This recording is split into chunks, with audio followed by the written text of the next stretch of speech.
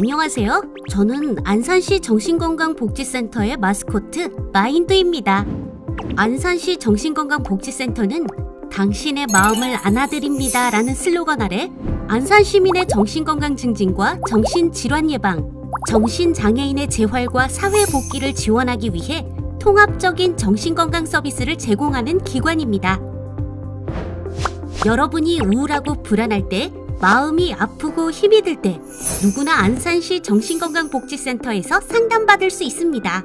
오늘은 여러분에게 정신과적 응급 상황이 발생할 때 개입할 수 있는 응급입원, 행정입원 및 그 외 입원 유형과 안산시 정신건강복지센터의 응급 개입 서비스에 대해 알려드리겠습니다. 먼저 응급입원에 대해 알아볼게요. 챕터 1. 응급입원.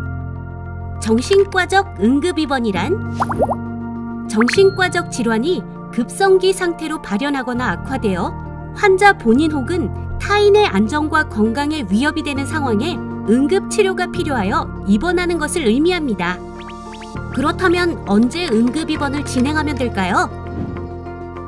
정신질환 의심자로 추정되는 사람의 자타해의 위험성 및 긴급성이 높을 때 응급입원이 진행됩니다. 위험성이란 자해 타해로 인해 생명에 위협이 되거나 그렇게 될 가능성이 있는 것을 말합니다. 긴급성이란 급박한 상황으로 인해 바로 지금 조치가 필요한 경우를 말합니다. 그럼 자타해 위험성이 얼마나 높은지 긴급한 상황인지 판단하는 게 정말 중요하겠네요. 그렇죠. 응급입원의 위험성 및 긴급성 판단 기준을 보면 잘 알 수 있습니다. 생명 신체의 위험이 예견되는 경우, 다른 방법에 의한 입원이 어려운 경우, 추가적 위해 발생이 예견되는 경우, 흉기 또는 위험한 물건을 들고 있는 경우, 보호자가 인수를 거부하고 단시간 내에 도착이 어려운 경우, 타인에게 치명적 위협을 가한 전력이 있는 경우 등은 응급입원 진행이 필요한 상황이라고 할 수 있습니다. 만약 보호자가 있더라도 입원을 거부하고 빨리 도착하지 못한다면 긴급한 상황으로 보고 입원이 가능한가요? 네, 가능합니다. 또한 입원이 필요한 경우지만 다른 방법에 의한 입원이 어려운 공휴일이나 야간의 경우도 응급입원이 가능하다는 점 잊지 마세요. 정신질환자로 추정되는 대상자가 자해 타해의 위험성이 크고 상황이 급박할 때에는 의사와 경찰관의 동의를 받아 정신의료기관에 응급입원을 의뢰할 수 있습니다. 그럼 표를 통해 더 구체적으로 설명드리겠습니다. 만약 정신질환 추정자를 발견하면 경찰은 자타의 위험이 높고 급박한 상황으로 판단될 경우 의료기관으로 호송하여 3일간의 응급입원이 진행됩니다.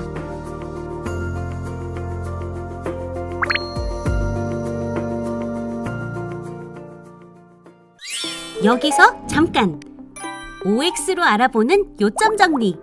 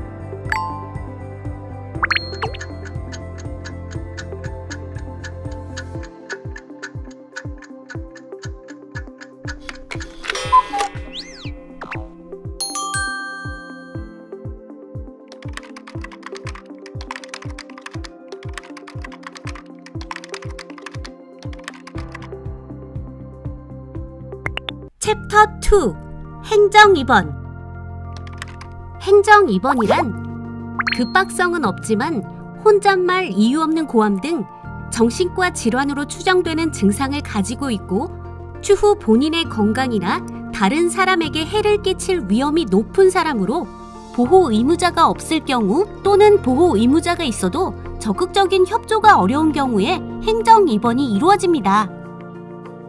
먼저 보호 의무자의 유무 확인과 보호 의무자의 적극적인 개입이 가능한지 파악해야겠죠? 그러면 보호 의무자는 누구를 말하는 건가요? 보호 의무자는 직계가족을 말하는데 함께 거주하며 생계를 같이 하는 관계가족도 보호 의무자에 포함된다고 할 수 있습니다. 직계가족이란 직접적인 친자 관계의 혈연으로 이루어진 계통으로 나를 기준으로 위아래의 직계를 말합니다. 직계가족은 예를 들어 조부모, 부모, 자녀, 손자녀 등이 포함되죠.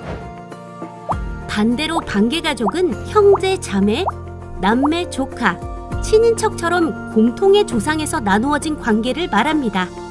잘 이해되셨죠? 행정 입원의 경우 현장에서 정신질환자로 추정되는 사람이 현실감 없이 의사소통이 되지 않는 경우 또는 자타해 위험성이 예견되는 경우 경찰은 진단 및 보호 신청을 정신건강복지센터에 요청할 수 있습니다. 정신건강 전문요원은 대상자 평가를 위해 119 후송 협조를 받아 의료기관을 방문하여 전문의 진단 후 입원 치료가 필요할 시 행정 입원이 이루어지게 됩니다. 그렇다면 응급입원과 행정 입원의 차이는 무엇인가요? 응급입원은 정신질환자로 추정되는 사람이 자타해 위험성이 높고 바로 조치가 필요한 정도의 급박성이 있는 경우 현장에서 즉시 진행할 수 있습니다.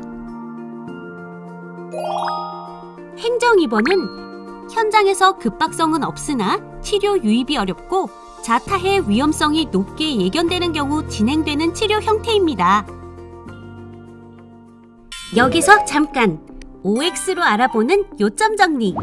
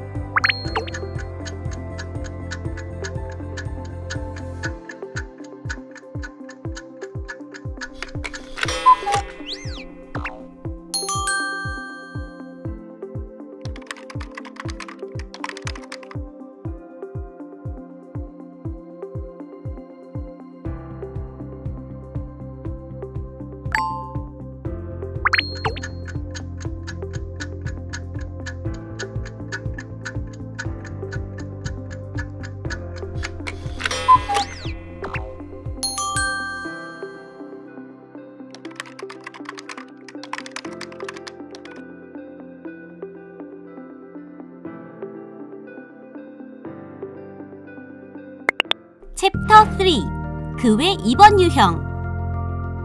여기서 한 가지 더. 응급입원과 행정입원 외에도 입원 유형에는 보호입원, 동의입원, 자의입원이 있는데요. 보호입원은 정신질환이 심각하고 자타의 위험성이 있어 정신건강의학과 전문의가 입원 치료의 필요성이 있다고 진단하나 환자가 입원 치료를 거부하는 경우 보호 의무자 2인의 신청으로 진행되는 입원 유형입니다. 동의입원은 정신질환자 본인이 정신건강의학과 전문의와 면담하여 입원의 필요성을 인지하고 보호 의무자의 1인의 동의를 받아 입원을 신청하는 자발적 입원 유형입니다. 자의입원은 정신질환자 또는 정신건강상 문제가 있는 사람이 스스로 신청하여 입원하는 유형입니다. 센터 4. 안산시 정신건강복지센터 응급 개입 서비스. 안산시 정신건강복지센터에서는 안산 시민의 정신건강과 안전한 사회 구현을 위해 응급관리 서비스 포유를 제공하고 있습니다. 1. 사각지대 대상자 관리. 안산시 정신건강복지센터에서는 치료 중단 및 사각지대 대상자들을 발굴하여 정신건강 전문 서비스를 제공합니다. 2. 4개 권역의 응급관리 전담 인력 배치.